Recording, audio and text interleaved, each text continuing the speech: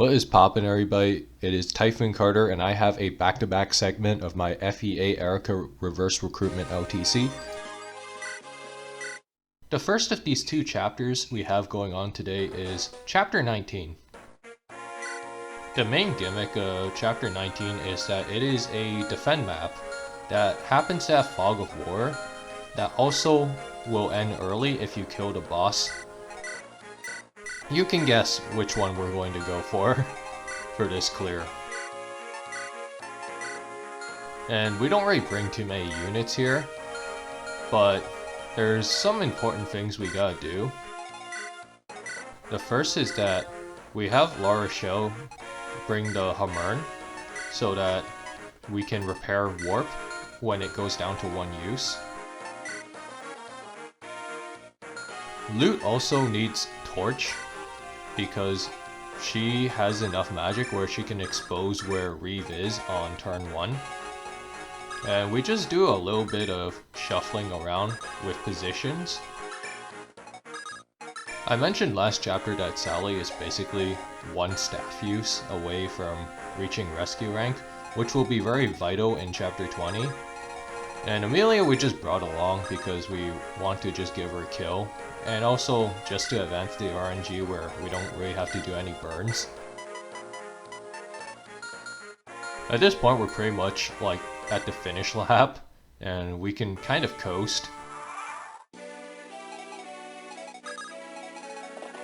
So loot at base has enough magic to just show where Reeve is, so if somebody does 0% gross run on this part would be replicable, or it can be replicated per se.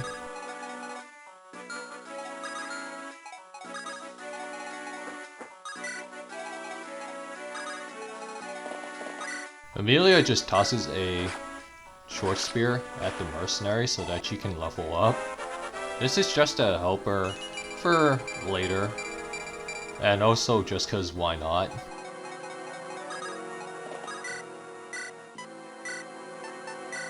Our show puts that Hammerne to use and repairs rescue, which we want to use twice minimum, so that's why we did that. And then Sally just torches at a random spot because he can.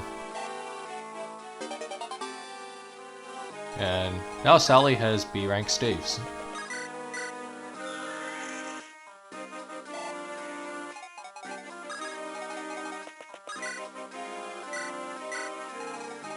And then Natasha just warps Cormag, and then he just basically autopilots and just kills Reeve because Reeve's stats aren't exactly great. Although you do need a crit, as he does have a whole bunch of HP. Cormag procs a Pierce, and that's that for Reeve. And that is chapter 19, cleared in one turn. With this chapter done, we get a bunch of items that we don't really even need anymore and aren't really going to be useful to us at this point in the game.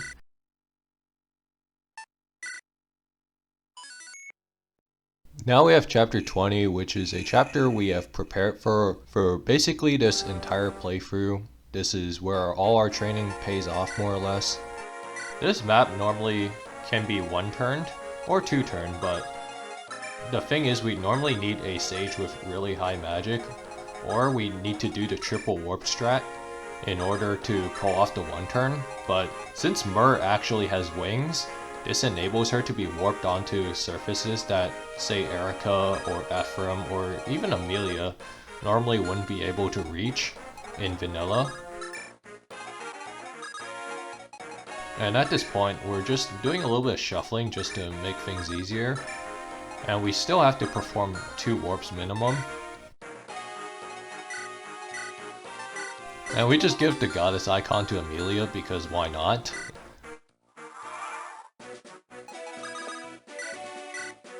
La Rochelle repairs the warp and breaks the Hammerne staff because we actually do need another use of warp minimum.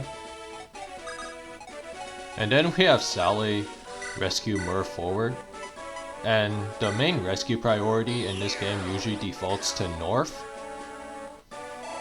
although it may vary by game. And we just rescue Sally out of there. And Natasha's 22 magic is just enough to get Myr onto the ocean. And thanks to her 6th move, she has just enough to reach the seize point.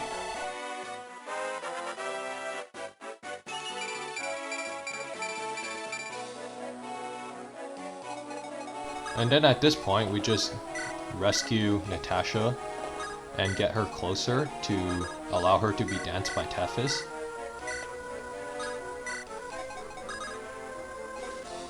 Honestly, it's a fairly straightforward chapter. Morva has a lot of HP and Vidofnir is a pretty shitty weapon.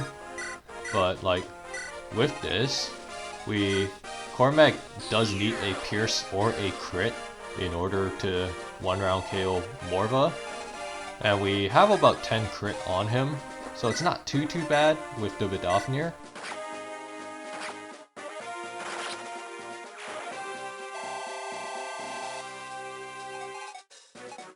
And that is chapter 20, cleared in 1 turn. I will see you guys next time for endgame.